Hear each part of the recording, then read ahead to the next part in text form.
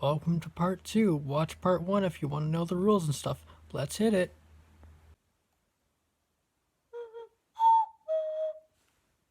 Four, four, four, four, four, four. I was worried Cadence of Hyrule wouldn't be my cup of tea. I thought it might be uncomfortable to control. My belief was that hitting a button over and over and over in a rhythmic pattern would wear down on my thumbs pretty quickly. And I was sort of right, but not nearly enough to bring this experience down. For those who are afraid to try out this game because of the controls, it's nowhere near as bad as it sounds. For starters, there's a mode in which you don't actually have to play on the beats, which is kinda on your hand if you're really worried about that. However, I would argue that this mode won't be necessary for most. What's nice about this game is, once you defeat every enemy in a room or a specific square of the map, that area becomes a safe haven. The beat mechanic is completely turned off, and you can use it to rest your fingers before advancing on. The only time enemies respawn is when you die, but clearing one single room isn't too much of a challenge, especially since you can choose which area to warp every time you do mess up. Speaking of death, this is a strange scenario where I have to give the game props for how it was handled. It punishes you just enough without going too far. When you die, there are two main punishments. Number one is the aforementioned enemies respawning everywhere on the map. The second is that you lose all of your temporary items, including money. This can be pretty painful if you've been stocking up cash or items, but it also gives you a reason to continuously use your temporary items, which helps me with my bad habit in gaming in general of wanting to keep every single item I find and never use them. You won't lose any progress in terms of finding new areas or finding permanent items, however, and let me end my spell on death by saying you will encounter it. Multiple times. This game has multiple different types of weapons and they're all fun in their own ways. I've seen other people really like the mace, but my favorite is the broadsword. You hit the three squares in front of you, which allows you to hit enemies diagonally too. Of course, we have to talk about the music. The Crypt of the Necrodancer was designed to have good music, as it was rhythm-based, and The Legend of Zelda has some of the most iconic music in gaming. So does this game's soundtrack hold up? Yes. This game easily gets my Soundtrack of the Year award. Well, almost easily. Number one makes it a bit harder of a competition, but I think it edges out my first pick, just by a bit. Cadence of Hyrule combines a very popular indie I should have tried sooner with my favorite series of all time. It's very weird to be living in a world where this game, exists, but I welcome it with open arms. This game is so good that I will absolutely be purchasing any future Crypt of the Necrodancer games, and it certainly makes me believe there's a bright future for any possible Nintendo indie team-ups. Nintendo, please do this more often. It not only just results in great games, it helps promote indie games to people like me who may otherwise not have checked them out.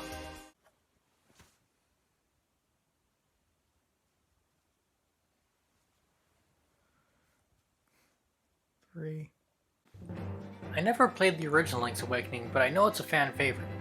You can bet I was excited to be given not just a chance, but a solid reason to check out one of the most beloved 2D Zeldas. A lot of the older Zeldas don't really stand out to me. The original is very cryptic, Four Swords and games like it are basically unplayable at this point, and this will easily be the most unpopular opinion in my video, but A Link to the Past didn't strike me anywhere near as much as it hit other people. Everyone calls Link to the Past a masterpiece, but it's full of areas where the challenge just comes from shoving 50 enemies in one room. There's an area near the end of the game where you fight a boss, then you can exit two directions. One way gives you the necessary item, the other locks you out, meaning the only way to get said item is to go back in and fight the boss again. While I was excited for Link's Awakening, I was worried it would be plagued by these issues as well. After doing so though, I'm happy to report this is not the case. Link's Awakening, or at least the remake, has none of the gripes I had with other 2D Zeldas. The dungeons are all well designed and never require redoing bosses like the game many consider the best in the series. Now of course, some of my gripes would be true if this was the classic Game Boy and not a remake, but hey, this is a 2019 games list. It's not like I would put a game from the 90s on a 2010s era Game of the Year list. This game could have done a bit better with button layout. I personally believe they should have made L and R use items instead of just making them copies of ZL and ZR. But it's still not a big deal. Compared to the 90s version of the game where you don't even have your sword equipped at all times, this is far superior. Also, while you've likely heard about the frequent frame drops, these never happened in any areas that caused trouble for me. They were just a little bit awkward. That is, I never performed an incorrect input or took damage because of the drops. I can pretty easily see now why Link's Awakening is so beloved. This is exactly the kind of experience I'm looking for in a top-down Zelda, without any of the issues. It isn't too hand-holding, but it's far from too cryptic. The boss battles are fun, the enemies are well designed, and let me mention again how well designed the dungeons are. I'm a Zelda fan, so it's only natural this game ends up so high on my list. But not just on this list, on my 2D Zelda list in general. I think I'm going to put this at number 2, just behind A Link Between Worlds.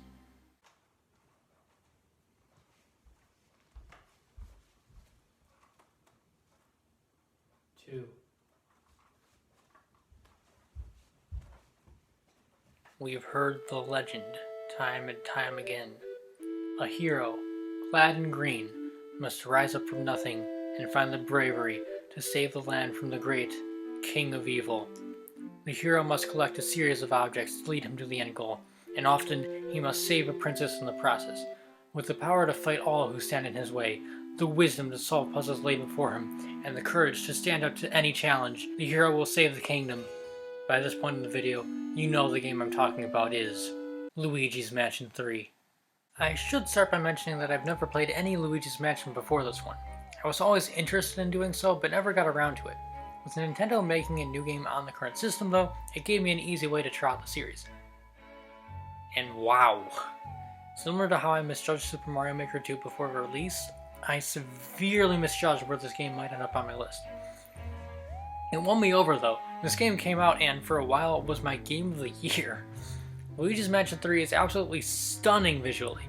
While I joked about comparing it to Zelda at the start of the segment, it actually does have some similarities to my favorite series gameplay-wise.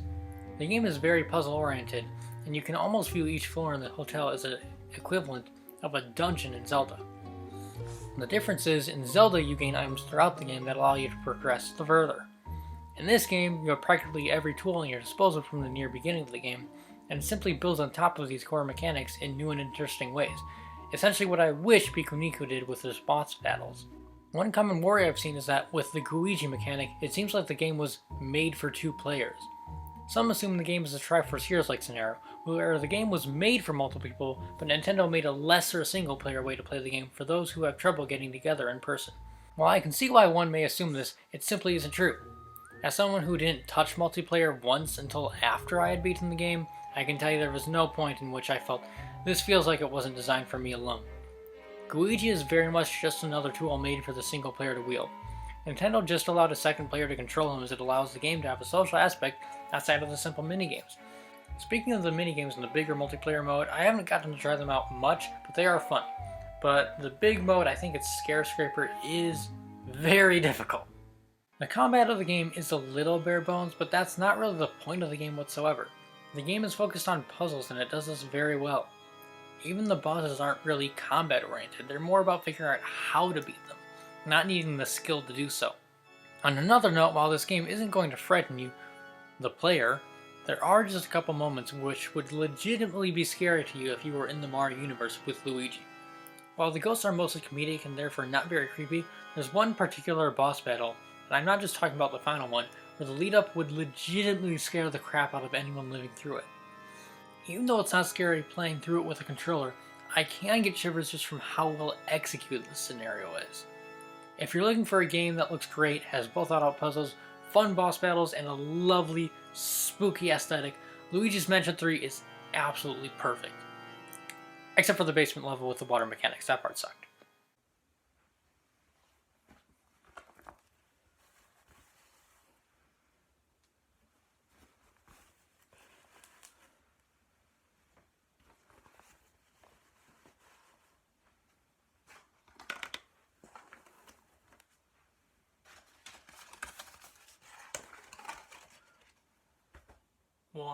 For a while, even after playing this last game, I had Luigi's Mansion 3 as my game of the year. I wanted to put it ahead of this one simply because I enjoyed it almost as much and it was a longer game. Now it should be noted these two games are still neck and neck for which one would be on top. Luigi's Mansion 3 is still dangerously close to taking this game's spot, but the more I thought about these two games, the more I realized one of them retained in my mind just more often. While I love Luigi's Adventure, it wasn't something I was thinking about much after I beat the game. This next game, though, it's been continuously in my mind since I played it. To me, the game that stays in my mind more consistently has to be the one I put first. So, my official game of the year for 2019 is a hat in time. What's funny is, even though it's my number one, I have a fair number of complaints. I'm gonna go over these first though because I want to end gushing over this game. First of all, this is another case where performance issues come into play. This isn't a simple indie like Untitled Goose Game. This is a big adventure for an indie studio to take on, so it makes sense that a smaller studio has trouble getting it to run perfectly on less powerful hardware. It's a tad annoying when the game freezes for a few seconds or when the loading screens take forever, but the freezing happens infrequently enough, it doesn't leave a significant mark on the game. As for the loading screens, what's behind them is so enjoyable, even a Sonic 06 screen couldn't bring this game down. The two complaints I have about this game that actually do bring it down are number 1, multiplayer, and number 2, the fourth world. The multiplayer in this game doesn't use a tether system, and it doesn't use split screen either. This results in a fairly messy cooperative experience in which it's often difficult to control the second character while the first character is controlling the camera. Once again, I can understand how it'd be hard for Gears for Breakfast to make split screen work on this less powerful console, but I really wish they had put in the effort to get it to work, because the current co-op is pretty much unplayable. This wasn't too big a deal for me as I still loved my time as one person, but my friend and I wanted to play the first few levels together, and after level 1, we decided it just wasn't feasible. Now, I don't consider this really spoilery because the fourth world was shown off in trailers, but if you don't want to have the last world before the final boss spoiled too much, you can skip ahead to this timestamp to not see it. So as for the fourth world, my issues stem from the fact that it's considered free roam, but ends up being the most compartmentalized world of them all. With the first world of the game, there is no free roam. Every timepiece is a separate act, and you have to choose a specific act to get said timepiece. Despite this, the entire island is available no matter what act you choose. Even on the very first act of the game, you can explore the entirety of the island. You just have to ignore Mustache Girl until you're ready to finish the objective. Compare this to the fourth world, Alpine Skyline, where the game says it's free roam, but really every single timepiece is on a completely different island or set of islands. There's one central hub area, then you have zip lines to take you from this area to the different islands. There's not much to do on these zip lines except move left or right for money. And each island is completely separate from every other island in the world. I feel like this could have been handled better if you were just given each act from the beginning, and each act just warped you to its respective island. Then the finale could have you ziplining directly from one island to the next, placing obstacles to be dodged on the zipline, and increasing the difficulty of each island as you fight through them. I really did like each timepiece individually, but the only way this area is a free roam in any way is that you get to choose which order you find the timepieces in. The paid DLC Yakuza Metro is also free roam, but it's actually one interconnected level that makes a lot more sense using this mechanic. Well, rant over. Those are my problems with the game. Now for what I love. This game is adorable. The music of this game blows my mind. My favorite Mario game is easily Super Mario Galaxy. This game feels like it was heavily inspired by Galaxy. On top of the heavy Galaxy basis, the game adds its own unique mechanics with the badges and hats, which are used in plenty of clever, fun ways. The game's mechanics are just perfect. The way you jump, slide, run, use your hat abilities, and even hookshot all feel completely natural. I never once felt like I took damage because of the controls. The worlds in this game are so creative. Mafia Town is a really neat starting level. Deadbird Studios' way of making your filming movies into levels is great, and if you can't guess from what I said about Luigis Mansion 3, my favorite world is easily Subcon Forest. It does the spooky atmosphere perfectly. This game is hilarious. The characters are all charming. Not a single person in the game is really a good guy, but it works so well for the story. Hackett is the embodiment of chaotic neutral, and it makes her such an endearing protagonist. I could go on and on and on about everything I love about this game, but to keep things short, I think I'll begin to close off by discussing my favorite level. Now, if you haven't played the game, please skip to this time, because the one and only thing that brought this level down for me is the fact I already knew about it. If you played the game without knowing what this level is, I have a feeling you'll enjoy it even more, so please skip to that time so you don't see spoilers. My favorite singular level in the game is Queen Vanessa's Mansion. In this charming 3D platformer, this is a complete change of pace, becoming a stealth horror game. What I love about this level so much is it does something so many horror games don't. It gets its fear factor from the fact it's a game. I feel way too many horror games rely solely on gory or disturbing images or jump scares. A lot of them don't really have many game mechanic exclusive scares at all, relying entirely on visual or maybe audible horror. These games basically end up not really being games, they're more like digital haunted houses. On the other hand, Queen Vanessa's Mansion doesn't have any imagery that's going to keep you up at night. You never see Vanessa's creepy face, you just see a creepy shadowed figure, so it's by no means going to scare you seeing it out of context. Instead, the reason this level is scary stems from the fact that you have to beat it. Every time you risk being caught by Vanessa, you risk losing progress. This means you have to avoid being caught not because you'll see something scary, but because it's required to beat the level. The tension you feel as she's storming through a room or even chasing directly after you is directly tied to you losing the level. This is a type of fear that only video games can recreate, and I really, really wish this stage were longer. It almost was, but a fair amount was cut out before release. Still, this is an excellent example of how to do horror in video games, in a game which by no means is a horror game. A Hat in Time reminds me of the pure fun factor of single-player video games.